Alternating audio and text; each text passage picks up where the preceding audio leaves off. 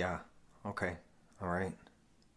I am back from Bali and from Vietnam. We never made it to the two other countries that we were trying to attend to. I was supposed to go to Bali, Cambodia, Thailand, and Vietnam. But we arrived into Vietnam, and on our first morning there, my father, myself, and our friend, he had a heart attack. My dad's friend that we brought along on the trip. And let me tell you, man, the very first morning when you wake up after international travel, I mean, you're looking at 12-hour time change, right? So you wake up at like 3 a.m. in the morning, and for you, that's already the going into the evening from the previous day, right? Because you're sort of moving ahead in time because they're a day ahead. So you are completely messed up for the first three, 2 to 3 days for sure. But the first morning, you're definitely messed up. So him and I woke up at 3 a.m. and he was having a beer and he was having a smoke, and we just sat up. We watched the sun come up, and around 6 o'clock in the morning, he started to have chest pains. And for me, I immediately was like, yeah, okay, whatever, man. We're traveling. Like, of course, you're gonna have some things going on. See, it could be whatever. It's probably just the time change. So it continued on for about half an hour, and then I started to Google. I was like, all right, like, what's going on here? And one of the things that came up when I was Googling chest pains was acid reflux. So I had mentioned that to him. I was like, man, it's probably just acid reflux, because there was no way I was going to think that this man was going to have a heart attack on the first morning there. So I started to walk to get some meds, which was, we're in a let me paint this picture for you here. We're in a small town in Vietnam. We're in a place called Ha Giang, and we went to Ha Giang first because the first thing we were going to do was do a 7-day motorcycle tour. Now, Vietnam is a place that I've been to before in my life, and it is one of the most magical places on the planet. It's so beautiful there. The people are so kind. The prices are so reasonable. If you're bringing dollars to this country, you're going to have a wonderful time with very little.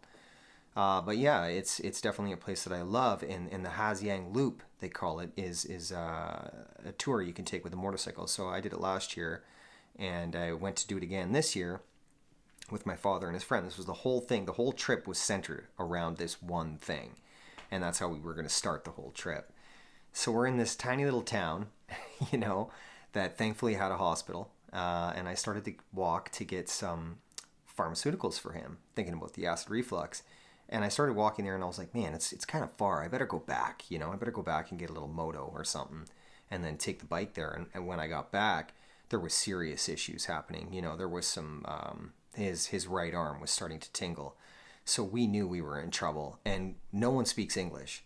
So not no one, but very few people. And the place that we were staying at, there was no one home. The lady that hosts the Airbnb, I know her. So she wasn't there for the weekend, but I had access to get into the house. So here we are, we're in her house on the first morning, and our friend is having a heart attack, and no one's there. And we're like, holy shit.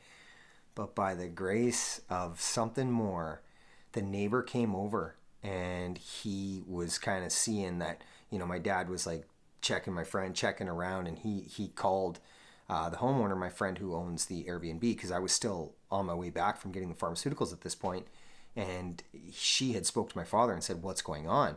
And he said, we need to go to the hospital right now. And thankfully, the neighbor grabbed the keys for her car, and he got us in the car, all three of us. Well, I walked back when all this was happening, and I was like, holy shit, like, this is big. Like, what's going on here? And my dad says, like, we're going to the hospital right now. I was like, holy shit, like, I'm in the front seat of the car. Like, is this happening right now? Like, are you kidding me? On the first day, the man's going to have a heart attack? Like, there's so many things running through my mind at this point. Like, like, here we are on our way to this hospital in this little town in Vietnam, and the man's having a heart attack. So we get there. The guy gets us to the hospital. Right away, we walk in. They see his color. They sit him down. There was a bunch of people in the waiting room, too. I felt so bad. I felt like, oh, my gosh, is it because we're white? Like, all these people in this small town, they've all got problems. And, like, 3 white guys walk in the door. And it's, like, right in.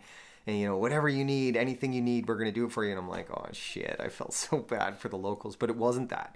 It was because of his color. It was because of the way it was looked. I was just so like translucent to the whole situation that was going on. I just thought like, okay, we'll come for a checkup. But these guys were like on it right away. And, we sit them down and they're looking at me, like talking to me, and obviously they're speaking Vietnamese. And they're looking at me like I should be speaking Vietnamese, you know what I mean? So I pump the phone out, jump on Google Translate, which, hint to you for those that are traveling internationally, always download offline maps. This time I actually bought a SIM card in the country that I went to. I don't usually do that because I don't advocate for using your phone when you're on holidays. But I had my dad and his buddy there, so I wanted to make everything easy for them. So I did that, which I'm very grateful for, because that phone and that little SIM card for that country came in very handy. But yeah, we were in the waiting room, or in the screening room, I should say. Tiny little room, like old school little hospital. And they say to me, like, through Google Translate, like, he's having a heart attack, he's going into cardiac arrest, do you have insurance? And we're like, well, yeah, shit, yeah, we got insurance. And they're like, we need to speak to the insurance company. All this is done through Google Translate. So we try and get a hold of them. And you can expect how that went. You pay for insurance on a holiday, and lo and behold, the insurance company has a policy that you have to check off for global communications. They sold us the insurance policy knowing we were going to Vietnam, but they never once told us about a global communication box check. That's all it was. All you had to do was check the box, which would allow hospitals in other countries to communicate directly with them so they would pay the bill. So what that means is we're paying and they don't give a shit. And when you get home, we'll work it out if the policy covers you.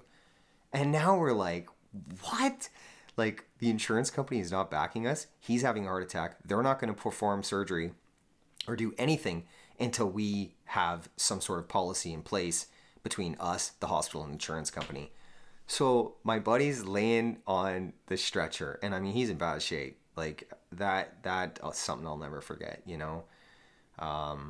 Geez, man, heart attack's a real thing, take care of yourself out there. Like, yeah, life is short, right? But seeing him in that state, he's a bigger guy, biker kind of guy, like tough exterior, went through a lot when he was younger, but nice man, very, very nice man.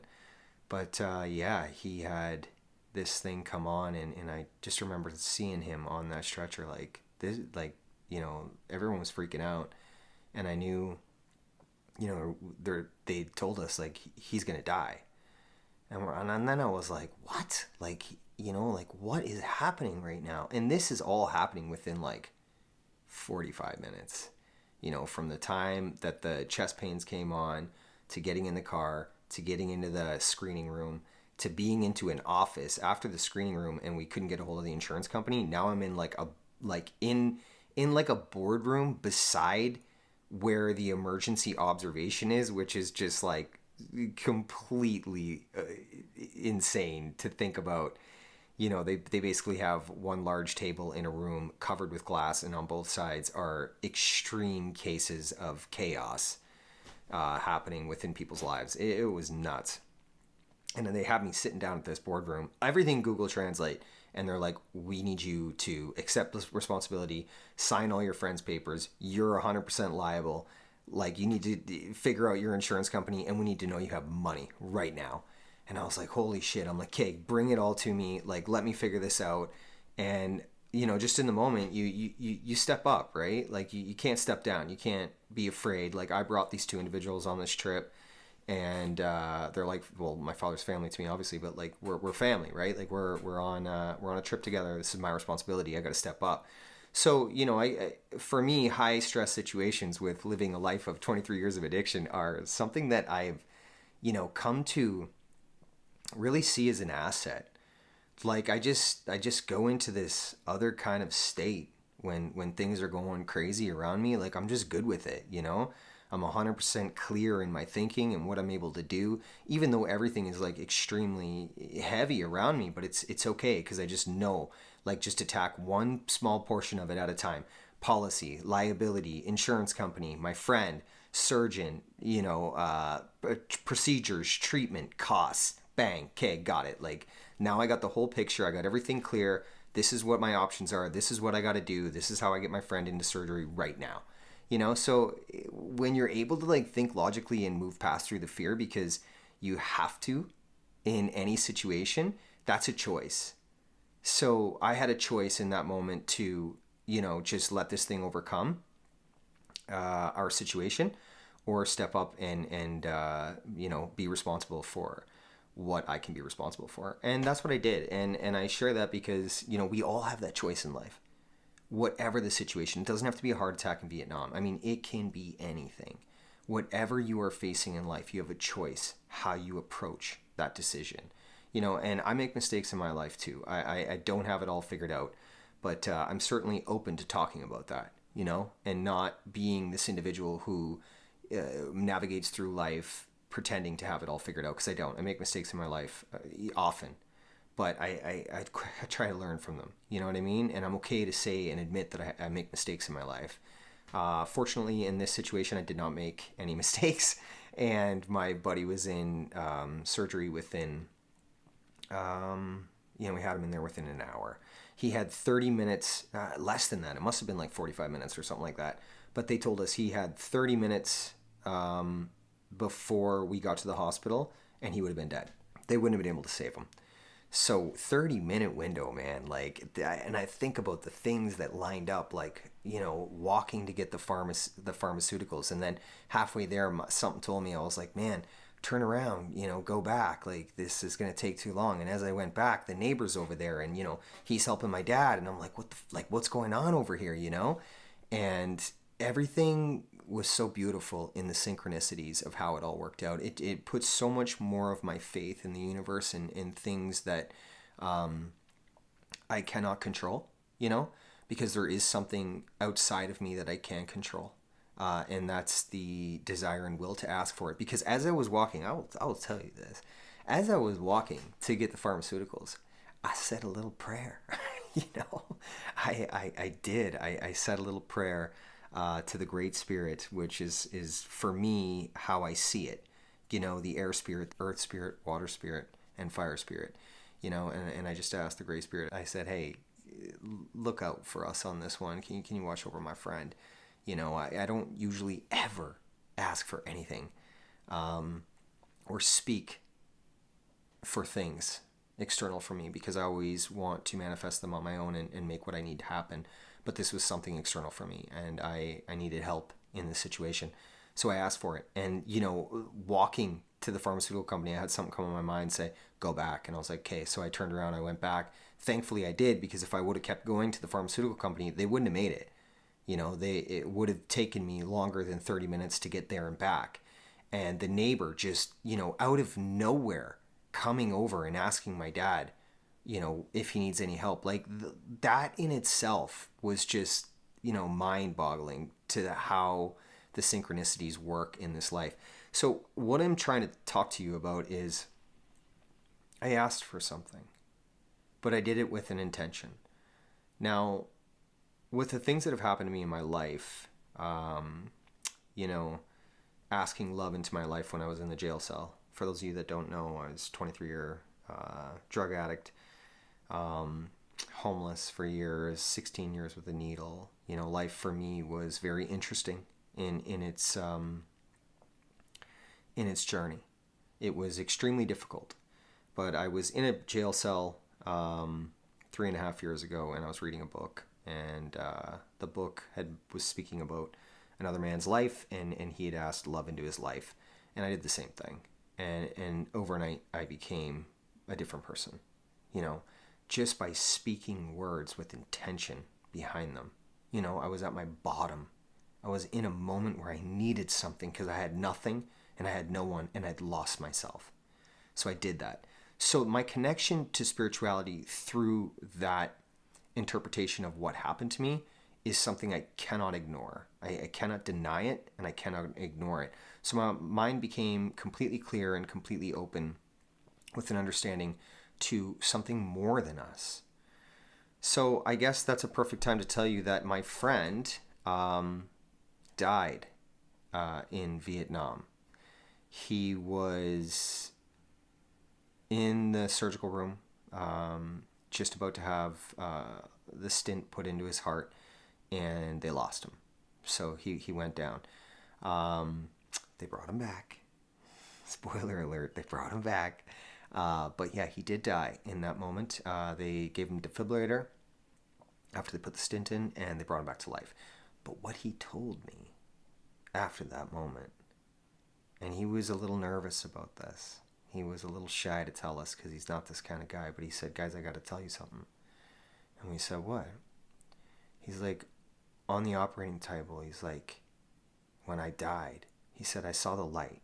He said, I saw a light so bright, I didn't really know what to think. He said, but the next thing I noticed, I was standing beside the bed, and I was looking at myself on the bed. And he said, everything was just clear and peaceful. And I said, okay. And he felt really weird and awkward about telling us, which I think is so crazy. It's like, this stuff is so real. And this is not the first time I've heard this. But to hear it directly from my friend and be in the same place where he was at that time when that happened was a pretty magical moment. So what that tells me and what I told him was that is an observation that there's no such thing as death.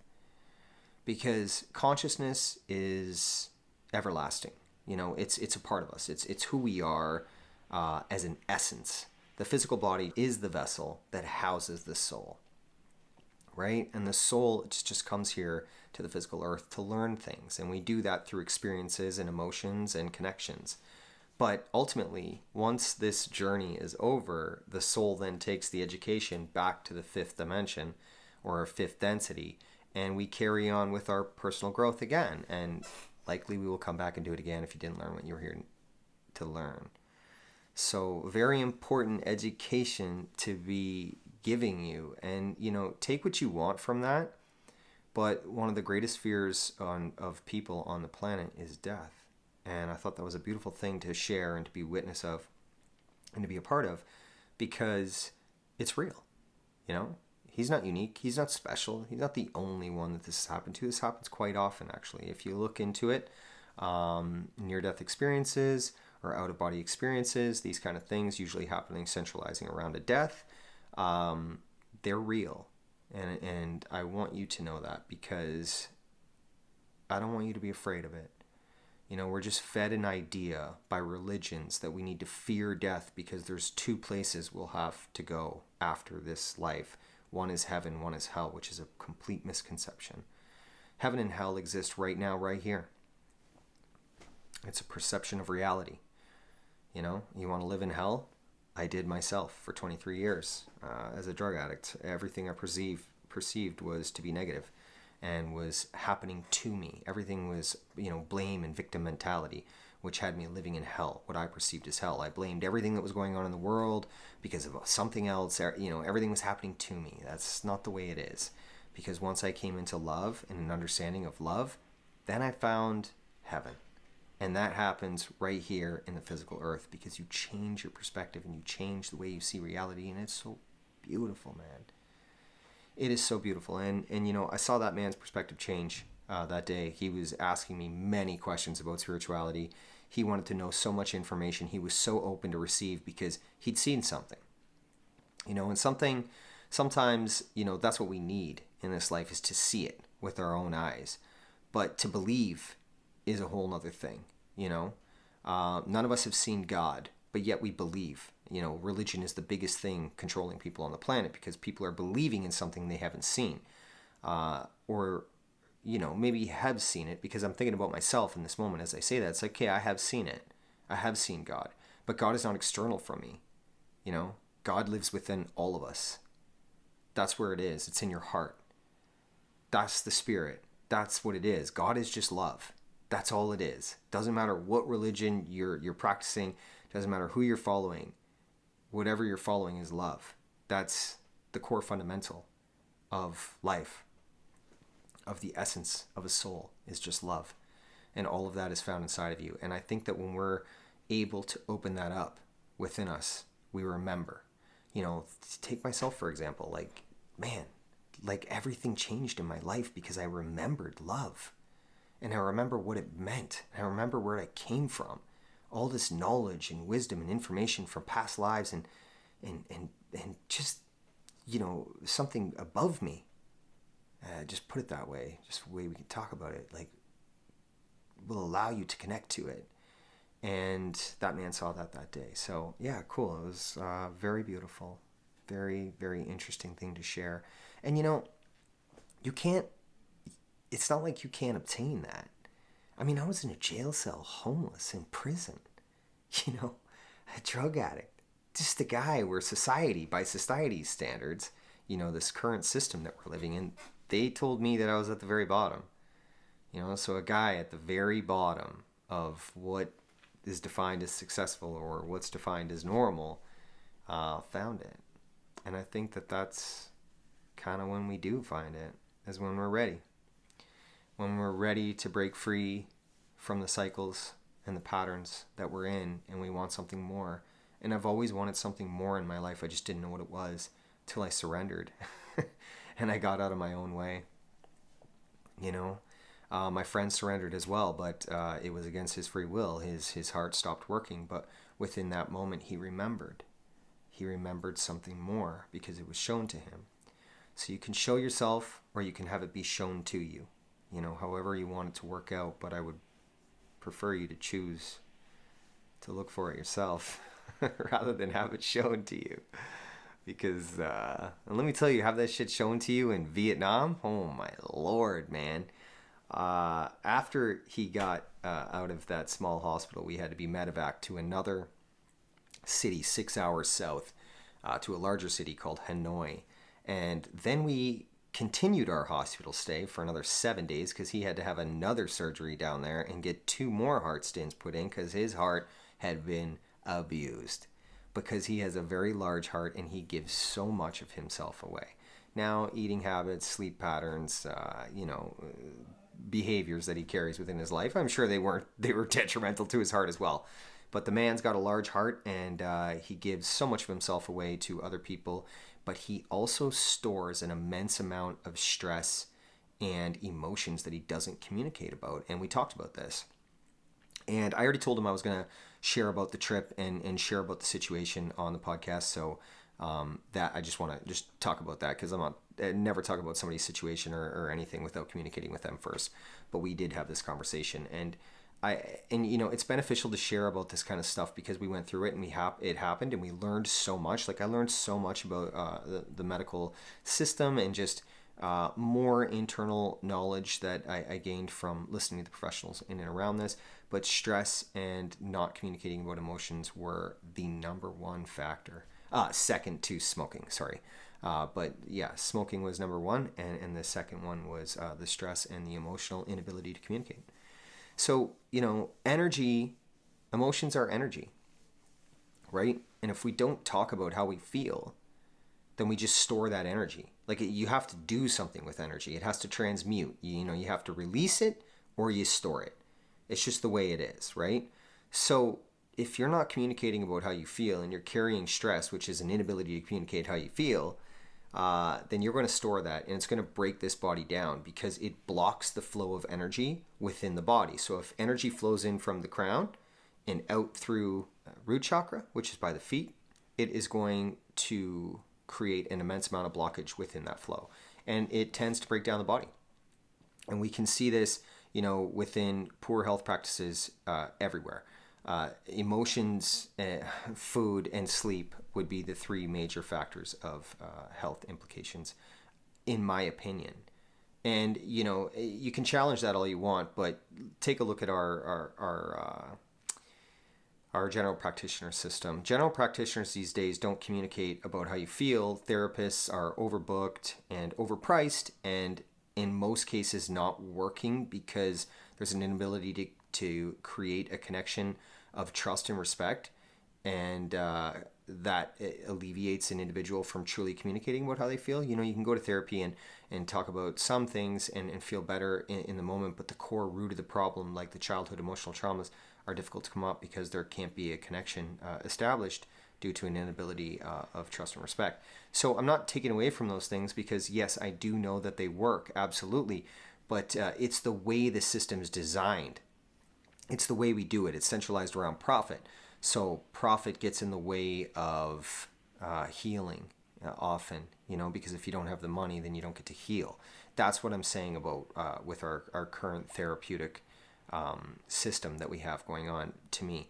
And the general practitioner system is glorified drug dealers for pharmaceutical companies. You can challenge that all day if you want, but it's the truth. And you know what? They're shitty drug dealers because they often don't prescribe the correct drugs, or they give you the cheap shit that doesn't work as well as the other ones. And by what I mean by not work as well as a name brand drug is that the ingredients that go into a generic brand work differently with the biochemistry within a human. So the side effects could be much greater. It could affect you in much more ways than a name brand drug. I don't advocate for either one.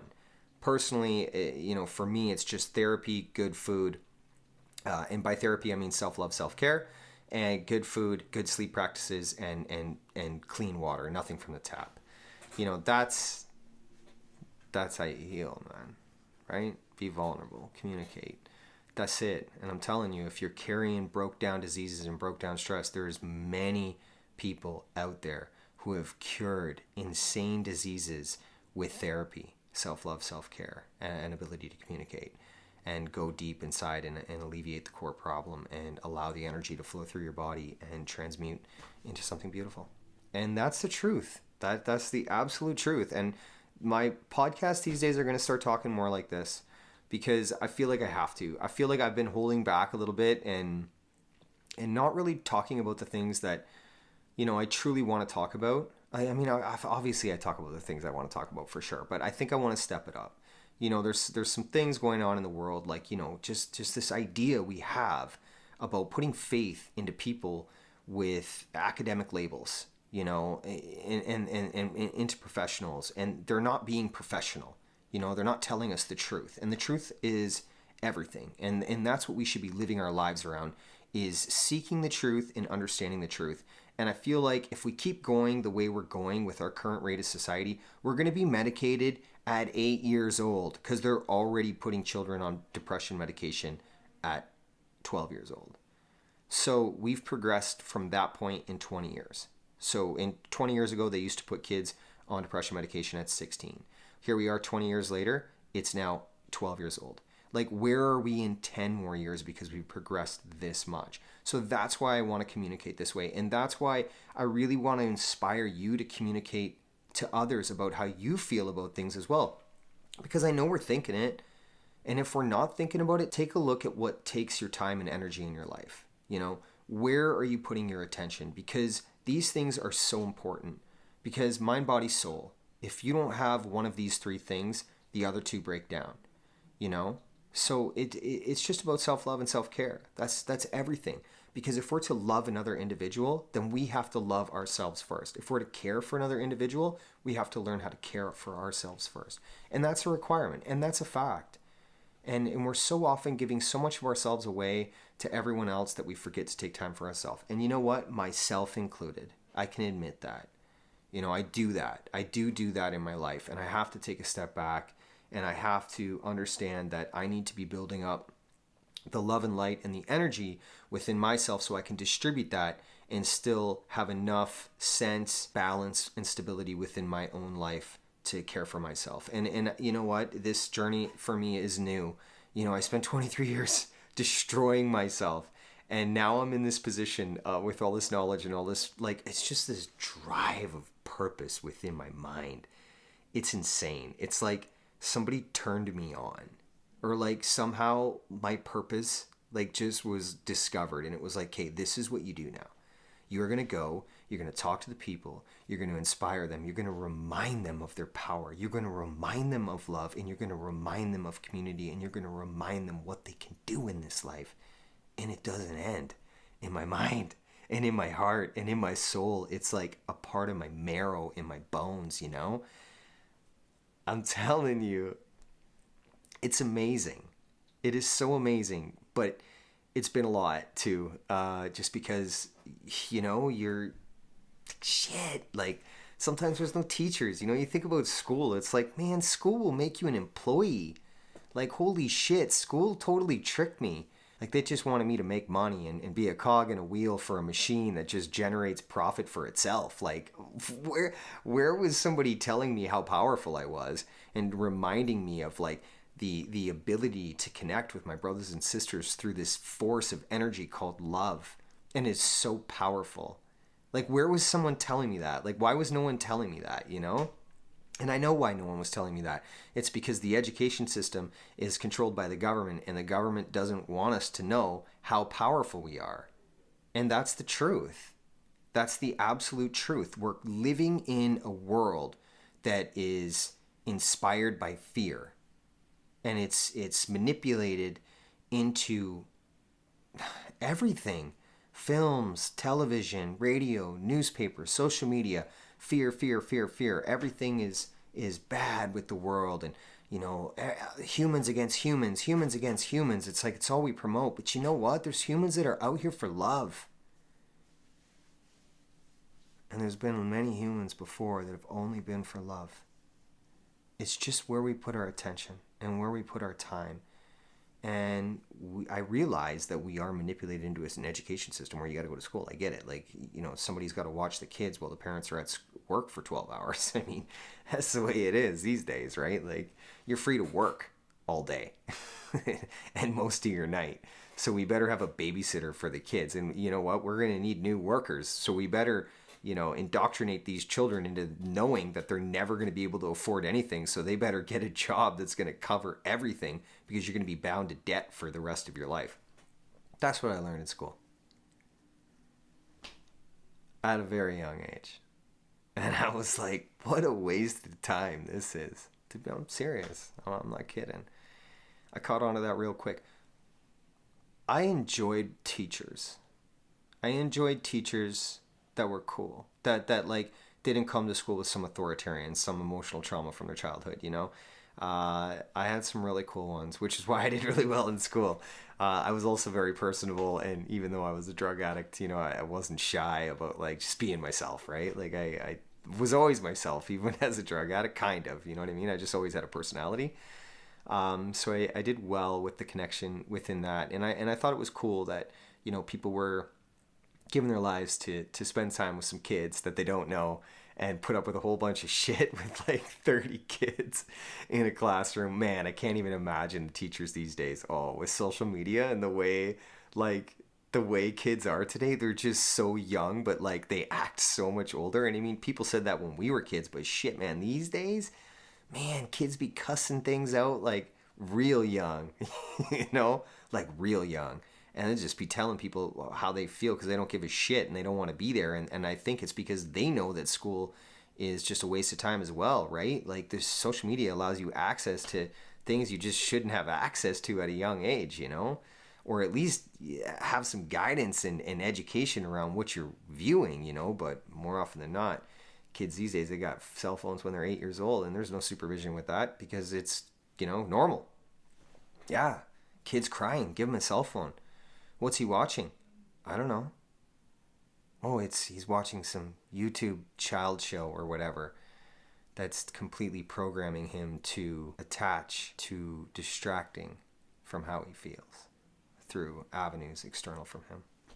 Rather than communicating, we just chuck devices in kids' hands these days, and we expect the device to take care of it. And you know what? The device will take care of it.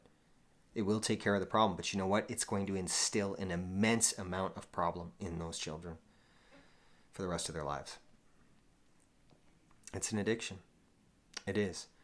And it causes lack of self-confidence, lack of self-esteem, because there's no one to talk to, right? And then there is social issues as well. As humans, we're tribal, man. Like, we're here to communicate. We're here to connect. And connecting seems to be so foreign these days. And why is that? It's because we're always plugged in. We're always glued to the phone. And something I wanted to talk about in this episode was the phone, because it's so much, man. It breaks my heart. Like, it breaks my heart to see how much we're plugged in all the time. I mean, people don't have nothing to do sitting on the bus. They're just phone. Sitting on the train, phone. It's like, wow. Like, do you realize what you're doing to your psychological pattern right now? Like, it's completely detrimental. You're missing the world around you. Look out the window. You know, smile at somebody sitting next to you. Say hello to someone. Tell someone they got nice shoes. I don't know. Make something up for whatever reason just to connect and to teach yourself how to do that. But most people are afraid to even take that chance because they've taught themselves so many bad practices within psychological patterns of distracting from even communicating with other people, which is why we have such a large amount of social communication issues and within young people, but not just within young people, it's within 30, 40-year-olds as well, because my generation was the one just entering into the whole social media world. So, you know, half fell deep in, half are still half in, half out kind of thing, you know?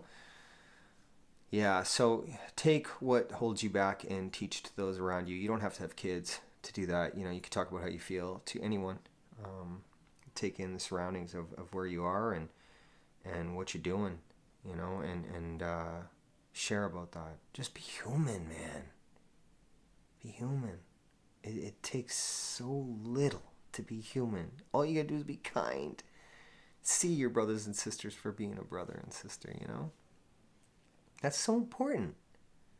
To just see each other, you know, as another human being. And if you see somebody that's struggling with mental health or is having a bad day, put yourself in their shoes. You know, see them where they're at. You had a bad day in your life? Of course you have, you know? You know what I do when I run into people like that? I try and make them smile. Always. I always try and break it down, and I always try and help them see the positives, you know, with whatever they're going through, if they're willing to talk.